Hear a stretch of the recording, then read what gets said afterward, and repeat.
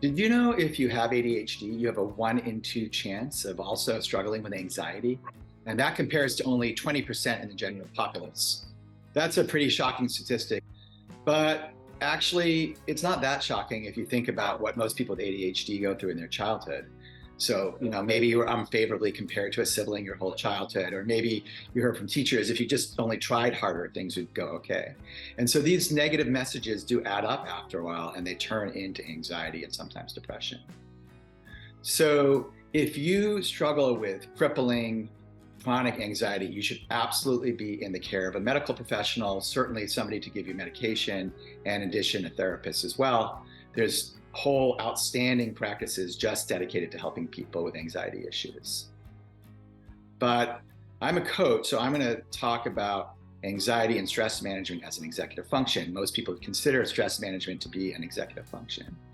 And so, what I'm going to help you with today is just some very practical tools and techniques that take you anywhere from 2 to 5 minutes each that you can do in the course of your workday to relieve your stress and make you more productive and happy.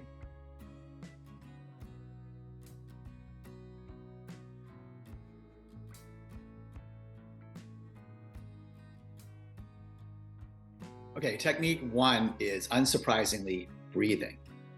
Now, there's lots of different types of breathing exercises. If you've ever done yoga, of course, you've done breathing.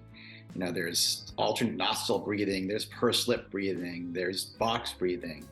But I'm going to give you something that's extremely simple that you can do in a minute, sitting at your desk or in your bedroom or in some area that you don't feel self-conscious about doing breathing exercises. So I think that a lot of breathing and stress management is about the exhale. When you exhale, you literally can blow out your stress. So this is all I want you to do. I want you to sit at your desk. I want you to breathe in for 5 counts. I want you to hold it for 2 counts. And then I want you to give a big exhale, thinking about blowing out your stress. Okay. Inhale for 5. 1, 2, 3, 4, 5. Hold it for 2. And then blow it all out. Now do that just 3 or 4 times, and just take a moment when you're done with that to gather yourself. You should feel calmer already. Okay, technique 2 is movement. You can be sitting at your work area and do all sorts of movement. You can start by stretching up. You can stretch your calves and your quads, your shoulders and your arms. You can do a desk plank. You can do squats. You can even lift weights. Now, if you have a little bit more time, you should go outside. So I was in the habit for the last year or so, in the middle of my workday when I was feeling my anxiety rising up, just to walk outside and walk around the block for 5 minutes. It wasn't particularly lovely neighborhood near my office, but what I do is focus on the things that are beautiful in life. I would just listen to the birds. I would look at the trees. And I would just, as I'm walking, again, I'd be breathing, feeling calm, thinking about the happy things in my life. And then I'd be back in my office in less than 5 minutes and feeling much better about my day. The third technique is mindfulness. Mindfulness is incredible for people with ADHD. If you have a really speedy brain that's jumping around all over the place, what mindfulness does is it brings you back to the present.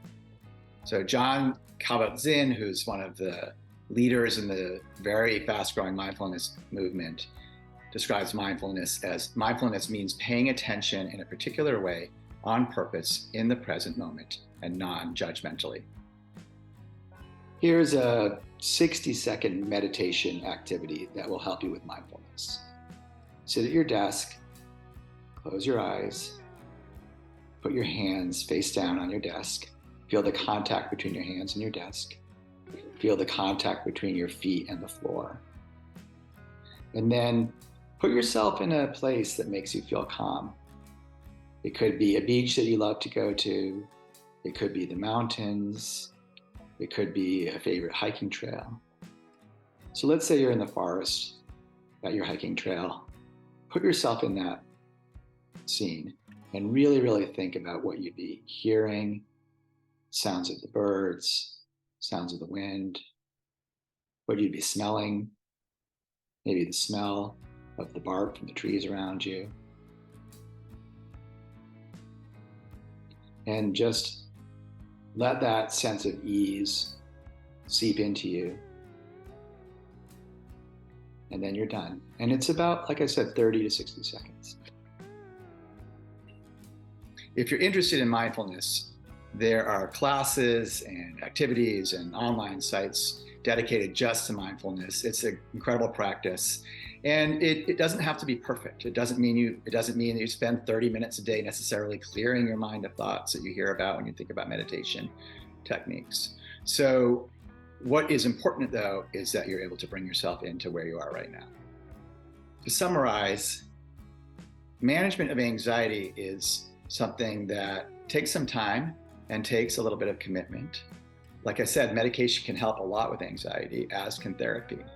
But it's also really important that you take some of these tools, techniques, and you work them into your day. Most people say about mindfulness, meditation, or anxiety management is, I know how to do it, but months go by and I realize I forgot to do it. So being able to do it 2, 3, 4 times a day for a minute or 2 minutes or 5 minutes each is really, really effective. I'm Coach John. I provide practical and actionable help for people with ADHD and executive function challenges. Have a great and stress-free day.